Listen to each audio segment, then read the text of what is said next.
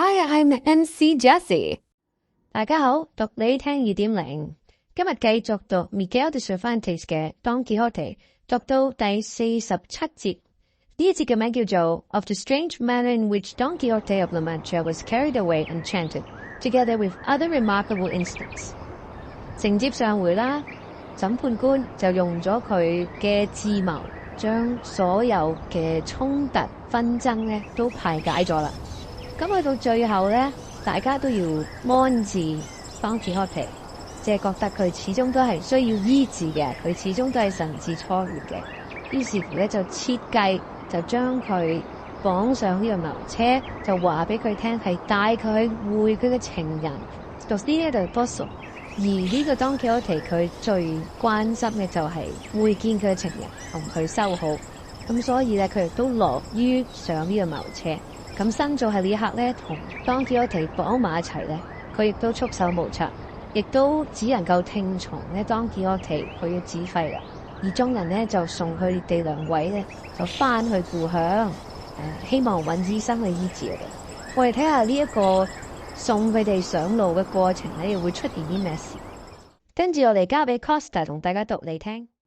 When Don Quixote saw himself caged and hoisted on the cart in this way, he said,Many grave histories of knights errant have I read, but never yet have I read, seen, or heard of their carrying off enchanted knights errant in this fashion, or at the slow pace that these lazy, sluggish animals promise, for they always take them away through the air with marvellous swiftness, enveloped in a dark thick cloud, or on a chariot of fire, or if it may be on some hippogriff or other beast of the kind, but to carry me off like this on an ox cart, by God, it puzzles me.But perhaps the chivalry and enchantments of our day take a different course from that of those in days gone by. And it may be, too, that as I am a new knight in the world, and the first to revive the already forgotten calling of knight adventures, they may have newly invented other kinds of enchantments and other modes of carrying off the enchanted. What thinkest thou of the matter, Sancho, my son? I don't know what to think, answered Sancho, not being as well read as your worship in errant writings.But for all that I venture to say and swear that these apparitions that are about us are not quite Catholic. Catholic, said Don Quixote, father of me, how can they be Catholic when they are all devils that have taken fantastic shapes to come and do this, and bring me to this condition? And if thou wouldst prove it, touch them and feel them, and thou wilt find they have only bodies of air, and no consistency except in appearance. By God, master, returned Sancho,I have touched him already, and that devil that goes about there so busily has firm flesh and another property very different from what I have heard say devils have, for by all accounts they all smell of brimstone and other bad smells. By this one smells of amber half a league off. Sancho was here speaking of Don Fernando, who, like a gentleman of his rank, was very likely perfumed, as Sancho said. Marvel not at that, Sancho, my friend, said Don Quixote.For let me tell thee, devils are crafty, and even if they do carry odours about with them, they themselves have no smell, because they are spirits. Or, if they have any smell, they cannot smell of anything sweet, but of something foul and fetid. And the reason is that as they carry hell with them wherever they go, and can get no ease whatever from their torments, and as a sweet smell is a thing that gives pleasure and enjoyment, it is impossible that they can smell sweet.If then, this devil thou speakest of seems to thee a smell of amber, either thou art deceiving thyself, or he wants to deceive thee by making thee fancy he is not a devil. Such was the conversation that passed between master and man, and Don Fernando and Cardenio, apprehensive of Sancho's making a complete discovery of the scheme, towards which he had already gone some way, resolved to hasten their departure, and calling the landlord aside,They directed him to saddle Rocinante and put the pack saddle on Sancho's ass, which he did with great alacrity. In the meantime, the curate had made an arrangement with the officers that they should bear them company as far as his village, he paying them so much a day. Cardenio hung the buckler on one side of the bow of Rocinante's saddle and the basin on the other, and by signs commanded Sancho to mount his ass and take Rocinante's bridle. And at each side of the cart he placed 2 officers with their muskets. But before the cart was put in motion, out came the landlady and her daughter and Maritones to bid Don Quixote farewell, pretending to weep with grief at his misfortune. And to them Don Quixote said, "Weep not, good ladies, for all these mishaps are the lots of those who follow the profession I profess. And if these reverses did not befall me, I should not esteem myself a famous knight-errant. For such things never happen to knights of little renown and fame, because nobody in the world thinks about them. To valiant knights they do, for these are envied for their virtue and valour by many princes and other knights who compass the destruction of the worthy by base means. Nevertheless, virtue is of herself so mighty that, in spite of all the magic that Zoroaster, its first inventor, knew, she will come victorious out of every trial, and shed her light upon the earth as the sun does upon the heavens. Forgive me, fair ladies, if through inadvertence I have in aught offended you, for intentionally and wittingly I have never done so to any. And pray to God that he deliver me from this captivity to which some malevolent enchanter has consigned me. And should I find myself released therefrom, the favours that ye have bestowed upon me in this castle shall be held in memory by me, that I may acknowledge, recognize, and requite them as they deserve." While this was passing between the ladies of the castle and Don Quixote, the curate and the barber bade farewell to Don Fernando and his companions, to the captain, his brother, and the ladies, now all made happy, and in particular to Dorothea and Lucinda. They all embraced one another, and promised to let each other know how things went with them, and Don Fernando directed the curate where to write to him, to tell him what became of Don Quixote, assuring him that there was nothing that could give him more pleasure than to hear of it, and that he too, on his part, would send him word of everything he thought he would like to know, about his marriage, Zoraida's baptism, Don Luis's affair, and Lucinda's return to her home. The curate promised to comply with his request carefully, and they embraced once more and renewed their promises. The landlord approached the curate and handed him some papers, saying he had discovered them in the lining of the valise, in which the novel of the ill-advised curiosity had been found, and that he might take them all away with him, as their owner had not since returned. For, as he could not read, he did not want them himself. The curate thanked him, and opening them, he saw at the beginning of the manuscript the words, "Novel of Riconete and Cortadillo," by which he perceived that it was a novel, and as that of the ill-advised curiosity had been good, he concluded this would be so too, as they were both probably by the same author. So he kept it, intending to read it when he had an opportunity. He then mounted, and his friend the barber did the same, both masked, so as not to be recognized by Don Quixote, and set out following in the rear of the cart. The order of march was this: first went the cart with the owner leading it, and each side of it marched the officers of the Brotherhood, as has been said, with their muskets. Then followed Sancho Panza on his ass, leading Rocinante by the bridle, and behind all came the curate and the barber on their mighty mules, with face covered, as foresaid, and a grave, serious air, measuring their pace to suit the slow steps of the oxen. Don Quixote was seated in the cage, with his hands tied and his feet stretched out, leaning against the bars, as silent and as patient as if he were a stone statue and not a man of flesh. Thus slowly and silently they made, it might be, 2 leagues, until they reached a valley which the carter thought a convenient place for resting and feeding his oxen. And he said so to the curate, but the barber was of opinion that they ought to push on a little farther, as at the other side of the hill, which appeared close by, he knew there was a valley that had more grass and much better than the one where they proposed to halt, and his advice was taken, and they continued their journey.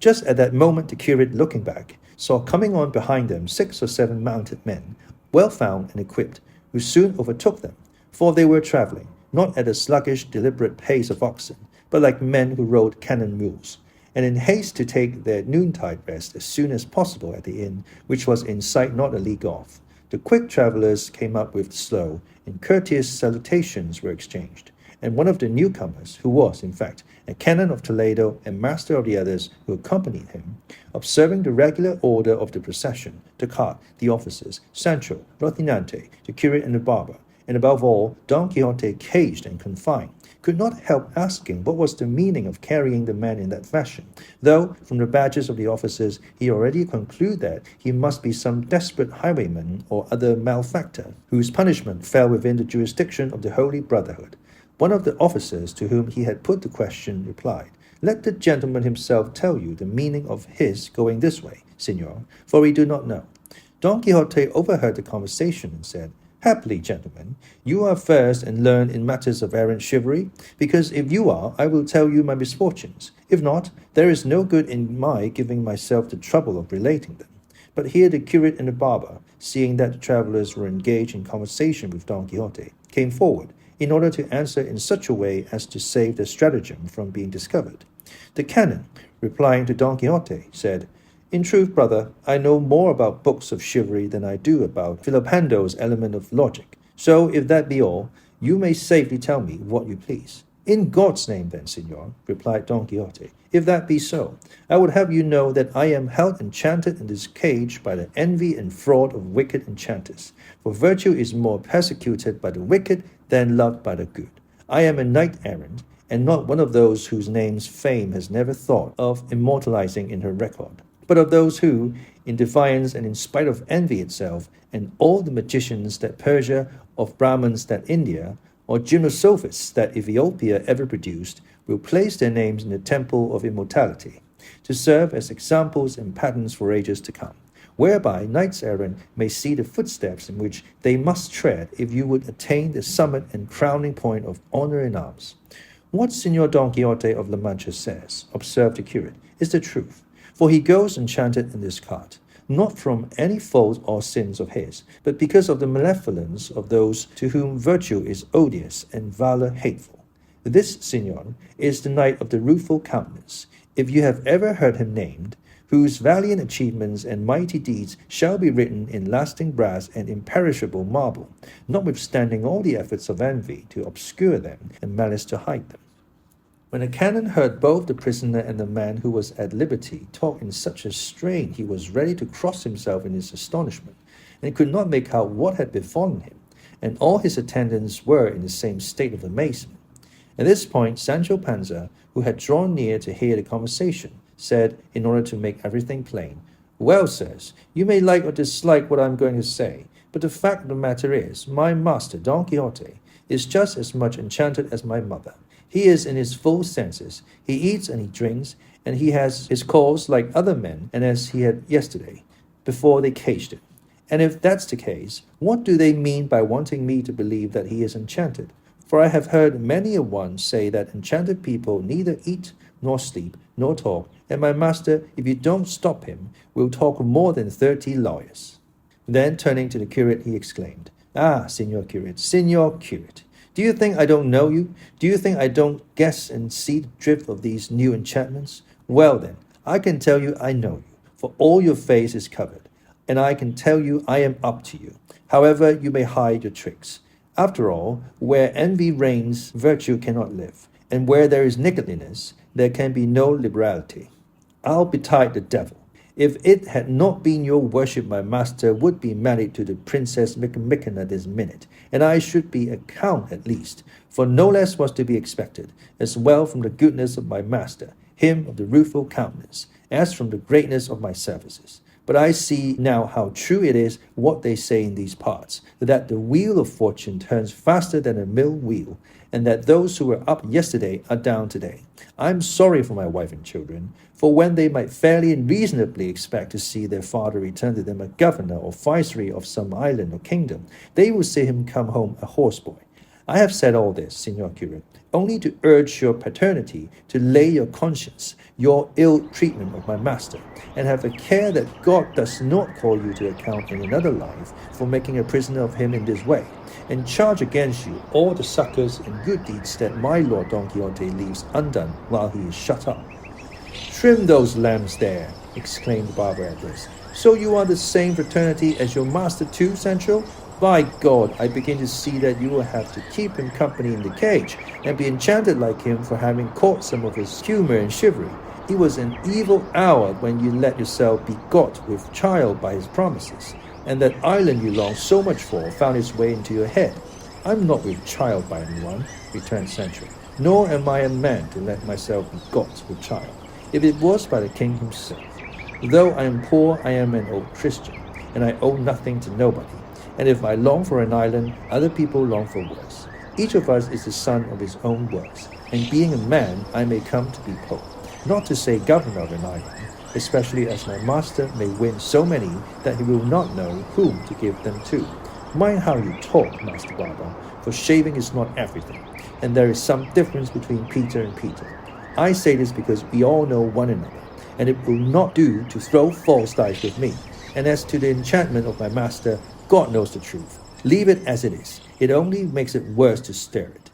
The barber did not care to answer Sancho, lest by his plain speaking he should disclose what the curate and he himself were trying so hard to conceal. And under the same apprehension, the curate had asked the canon to ride on a little in advance, so that he might tell him the mystery of this man in the cage, and other things that would amuse him. The canon agreed, and going on ahead with his servants, listened with attention to the account of the character, life, madness, and ways of Don Quixote, given him by the curate, who described to him briefly the beginning and origin of his craze, and told him the whole story of his adventures up to his being confined in the cage, together with the plan they had of taking him home, to try if, by any means, they could discover a cure for his madness. The canon and his servants were surprised anew when they heard Don Quixote's strange story, and when it was finished, he said, "To tell the truth, Señor Curate, I for my part consider what he called books of chivalry to be mischievous to the state, and though led by idle and false taste, I have read the beginnings of almost all that have been printed. I never could manage to read any one of them from beginning to end, for it seems to me they are all more or less the same thing, and one has nothing more in it than another. This no more than that. And in my opinion, this sort of writing and composition is of the same species as the fables they call the Milesian, nonsensical tales that aim solely at giving amusement and not instruction, exactly the opposite of the apologue fables which amuse and instruct at the same time. And though it may be the chief object of such books to amuse, I do not know how they can succeed, when they are so full of such monstrous nonsense. For the enjoyment the mind feels must come from the beauty and harmony which it perceives or contemplates in the things that the eye or the imagination brings before it, and nothing that has any ugliness or disproportion about it can give any pleasure. What beauty then, or what proportion of the parts to the whole, or of the whole to the others, can there be in a book or fable where a lad of 16 cuts down a giant as tall as a tower, and makes two halves of him as if he was an almond cake? And when they want to give us a picture of a battle, after having told us that there are 1,000,000 of combatants on the side of the enemy, let the hero of the book be opposed to them, and we have perforce to believe, whether we like it or not,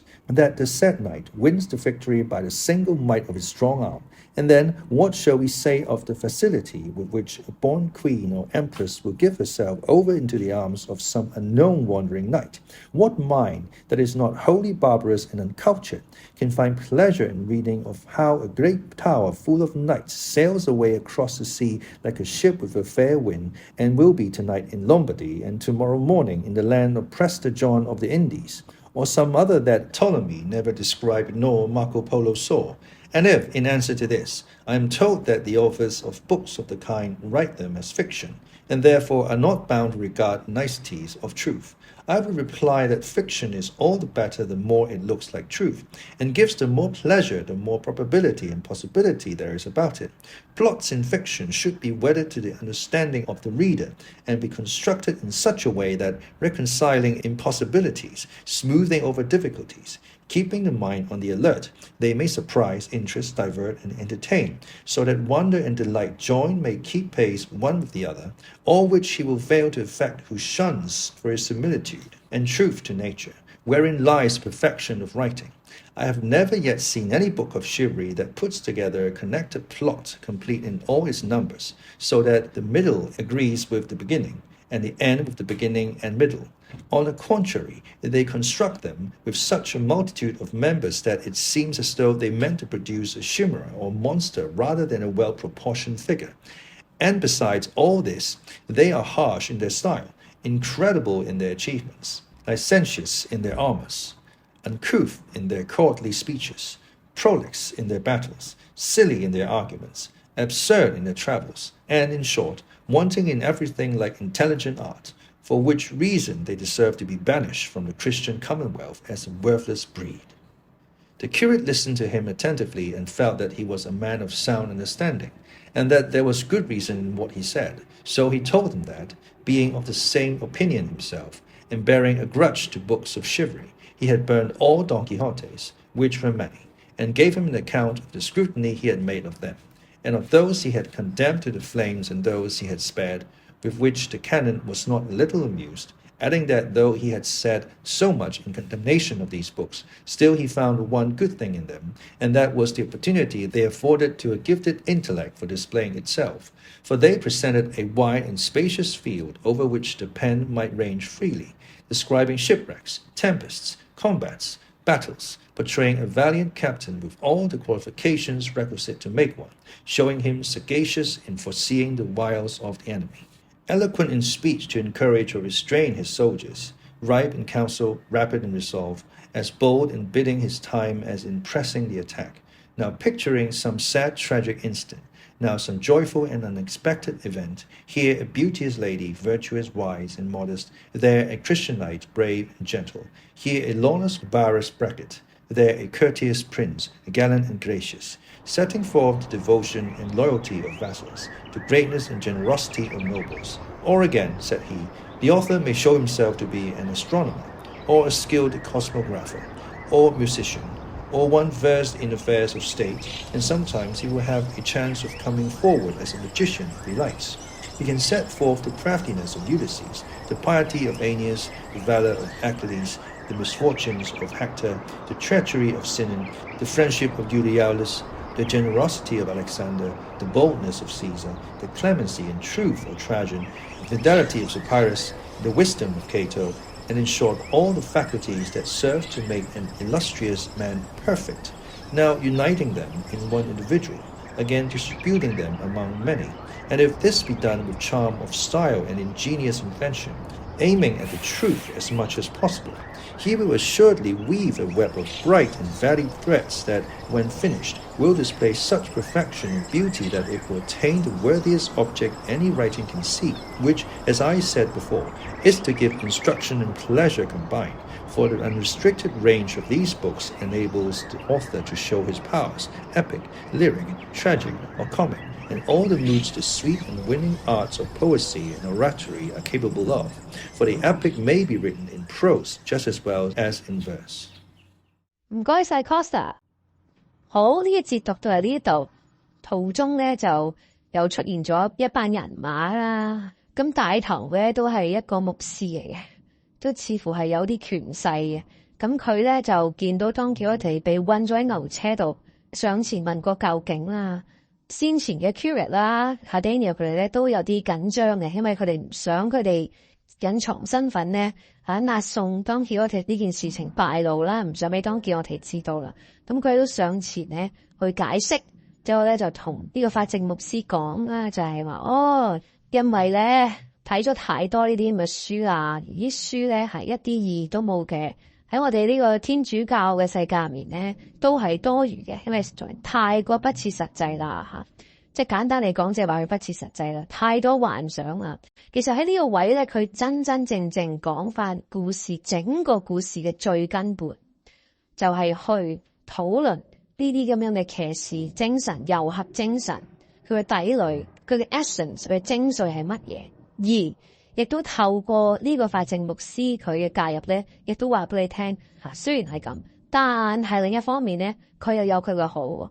佢點樣好法咧？佢係可以令你有一個好廣闊嘅創作空間去寫唔同人物，而啲人物咧亦都有佢哋嘅好，佢有佢哋嘅道德高位，佢哋光輝嘅一面，而且甚至乎可以將呢啲好嘅嘢集中嚟寫喺一個人上面，而呢個人咧就會成為咗一個好超凡入聖嘅人物，而呢樣嘢咧係好難得嘅。表面上係一個好單方面嘅批評，但係結果咧形成咗一個好有邏輯、好有禮貌嘅一個爭辯。爭辯乜嘢咧？唔淨係爭辯Don Quixote佢嘅神智清唔清醒，係爭辯緊呢個遊俠精神，佢究竟值唔值得成為一個 genre， 值唔值得成為一個受人哋喜愛嘅一個文學作品，受人哋尊崇嘅文學作品。所以呢樣嘢其實係突破第四埲牆。作者又再一次表現出佢嗰個好超卓嘅寫作方法，同埋即係都高興佢終於都拿翻住呢個故事嘅最根本出嚟寫。到呢個位啦，第一部嘅尾聲啦，佢都決定去深入去剖析呢樣嘢，咁我覺得係好好。咁希望嚟緊呢幾節都會繼續去討論呢樣嘢啦嚇，繼續可以俾我哋睇到多一啲呢個騎士遊俠精神其他各樣面貌啦。呢一節有好多字啊，咁我抽取3個字同大家分享。Gymnosophist 啲好少見㗎呢個字 Gymno Gymno Sophist Sophist Sophist 咧就係智者啦 sophisticated 啦智者啦。咁 Gymno 喺度咧就係有一個意思，即係佢好少衣服蔽體嘅。我哋中文咧會形容佢係裸體嘅。A member of an ancient Hindu sect who wore very little clothing and were given to asceticism and contemplation。一啲思辨者啦，一啲哲學者，但係佢哋係着好少衣服嘅。Verisimilitude 幾長一個字，睇落去係都幾艱辛，但係實際上係一個好簡單嘅事，就係 the appearance of being true or real， 貌似逼真，真實嘅。Verisimilitude Verisimilitude Verisimilitude。簡單啲嘅字啊 Wile W-I-L-E 名詞嚟嘅 devious or cunning stratagems employed in manipulating or persuading someone to do what one wants。簡單講就係詭計啦，一啲招數啦，把戲啊 Wile W-I-L-E。好，呢一節讀到呢度，下一次仲大家讀嚟聽，拜拜。If you like this video, make sure to comment, like, share and subscribe to Costa. See you next Friday.